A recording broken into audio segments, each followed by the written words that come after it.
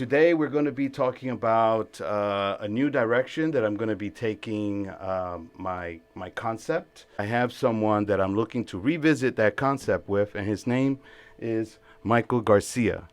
And Michael Garcia, how you doing? Welcome to the show. Thank you. Thank you. Glad being here. Yes. So you have a script that's called "On American Soil." As I do. Yes. Why don't you tell us a little bit about your script? Uh, Basically, I've been writing the script for about 10 years.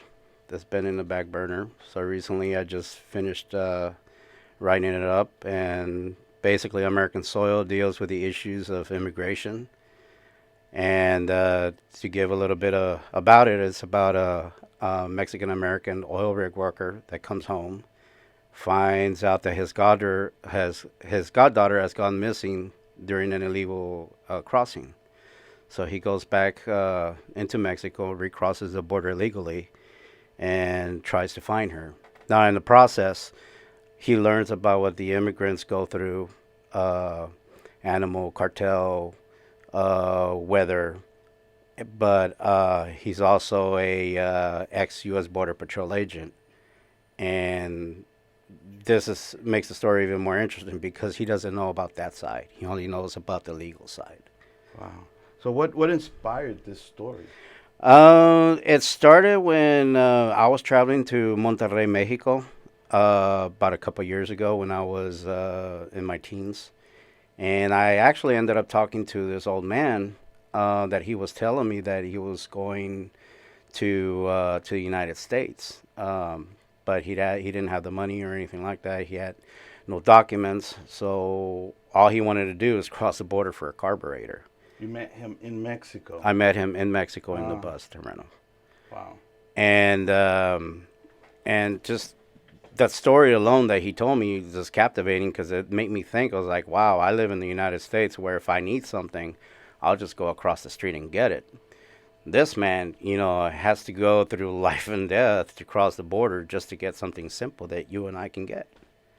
All right. So why did it take you 10 years to write this script? Why did it take so long? Well, pretty much. Well, first of all, when I started writing, I sucked at it.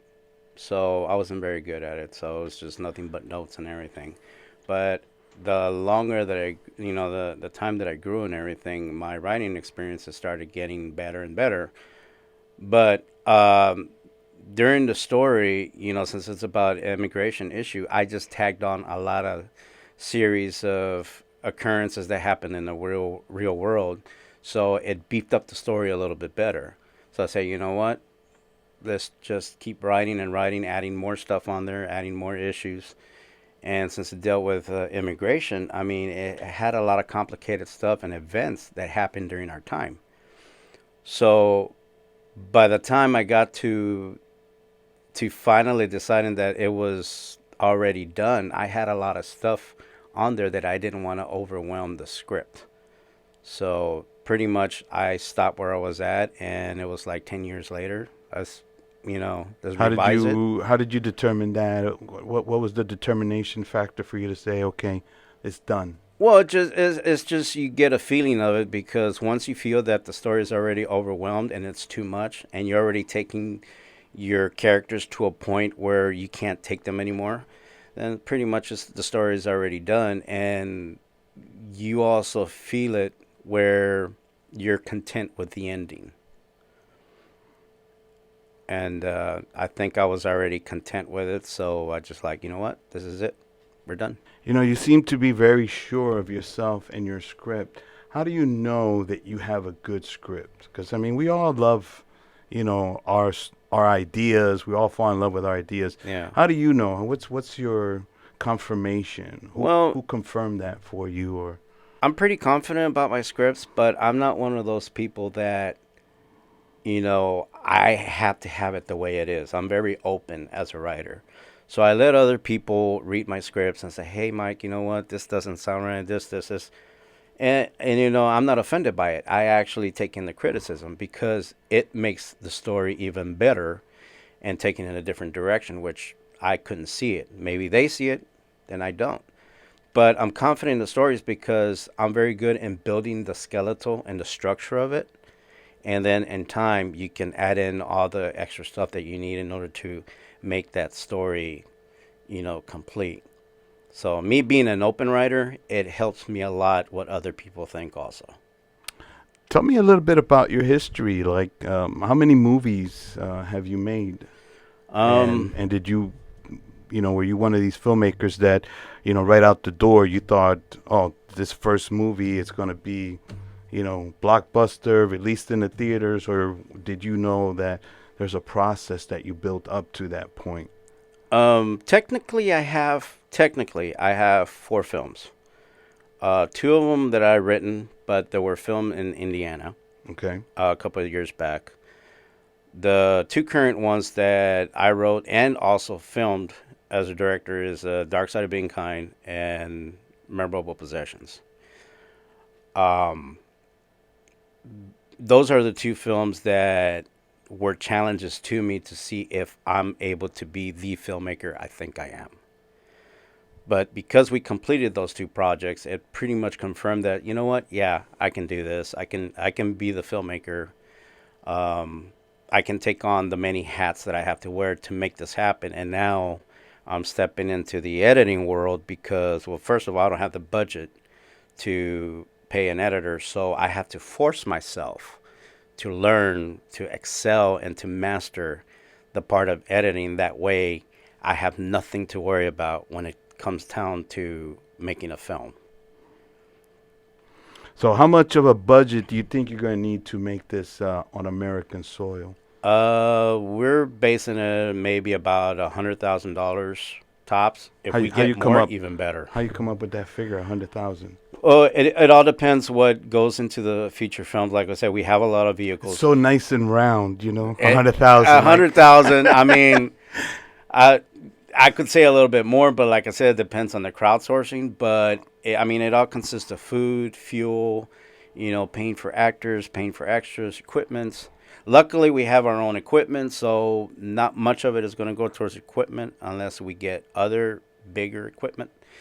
So it all adds up on what you need to get in order to make this all right. film So, how done. do you plan to raise this money? What's Other your plan? than, well, first of all, we're going to build the trailer. And in late October, we're going to start shooting a few scenes for it. So we're going to start a crowdfunding page for it. We do have some investors, but as always, all the investors want to see proof of your concept, what it looks like, what direction you're going to take it, what people are attached to it. So I think we have a good chance of raising something. Now, if we don't, then whatever we get, then we use whatever we got in order to make it happen. So one way or the other, we'll make it happen. So, what was your largest budget that you ever worked? You ever invested into one of your films? Dark Side was about 6 grand at least. So we beat under Robert Rodriguez's 7,000. Oh yeah. Yeah. And the only reason why we beat that because this is a grindhouse, so you can get away with a lot of stuff.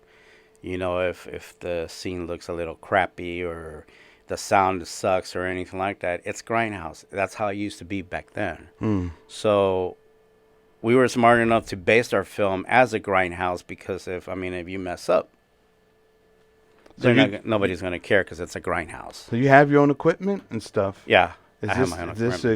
equipment? So, what kind of equipment you planning to use for your film? We have a Sony PXW Z150, which is CD HD 4K, and it's a pretty good camera for a short film or even documentaries. You got all the lights and everything. All the lights. We even have Canon T6Is. I think we have 2 of them that we'll use for backgrounds or even for additional filming. Even though it's HD, even though it's not 4K, we're getting to the ability that we can probably match it with the 4K footage, in small scenes. So, you said you're gonna shoot a trailer. You already have the scenes that you're gonna shoot for your Yeah. trailer. We do. Can you tell us a little bit about what scenes you Uh, picked out? the main scenes, the one of the main scene that we're gonna do is the cantina scene, which takes place in Mexico. Uh, and basically that scene's gonna contain a conjunto band, which I'm waiting word to see if they're gonna go actually do it. That scene pretty much explains how the cartels and the the American human traffickers disrespect and mistreat the illegal immigrants. It's all about the money. They don't care about life. And it shows you an introduction of this is how the characters are, this is how the world is. And that will carry into the film and hopefully grab the attention of the audience. And so how did you and what inspired you to start writing? At what point did you know, hey, I need to start writing because I feel this passion, this calling No, to well, do this. well, I'm going to open a can of beans here, but when I grew up, I didn't have a very good childhood. Mm. So, because of my bad experiences growing up, I used creativity as an scapegoat. I took my mind in a different world where I can forget a couple of hours of my reality. And during that process, I learned creativity. I learned to be a different person because I always talk to myself, which I still do, but it's writing business. I'm not crazy or anything like that.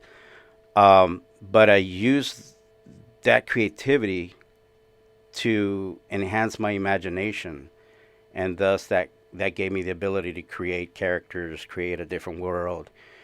So I said, you know what, might as well just put it down on paper, and that was my way of escaping my bad childhood and just use the creative world as to make it through it. So what makes you think you got a good script? Why do you feel that you feel like this is something that's worth releasing theatrically in the theaters? Um, well, I've gotten a lot of people. Well, I've gotten a lot of support from a lot of people because I let them read the script. And there's one particular one that I had You gonna drop some names? not right now. Later on, I will once I confirm if it's okay. Okay. I had a professor that he read it from UT, and he says, "Dude, I don't know how you came up with the story, but you have something here. Just get the right people, get the right elements, get the right budget, and this is a very good award-winning script film. Even if you want to take it to the Oscars, I think you have potential on this. Mm. But considering the current issue of the immigration, I think it will do pretty well with the people because they'll relate to this film." I want you to look into that camera. Move the mic a little bit to the side, right? And give your best pitch to Troublemaker Studio. All right, go. Hey, Robert, you know us. We're your henchmen on Red 11. We're going to pitch you a little bit about On American Soil and what we got going for you. Got this from Michael Garcia. It's been going on for 10 years. And now he's souped it up, and now it's a good dinner. Robert, you know me. I worked a couple of times with you in certain films, especially Red 11. Whatever information you put out there, I soaked it in. And I learned under you, even though we didn't meet personally. But I have a script for you that's about 10 years old, that's ready to go. We're about to shoot a trailer sometime in the fall. And I think it's something that Troublemaker Studios will be proud of to put their name tagged on there. And I guarantee you that you will be locked in, and it would be an honor if you be part of the process. Thank you, Mr. Robert Rodriguez. And I wish you all the luck. Thank you. I want to slowly bring in more of your people who you have already committed to your project.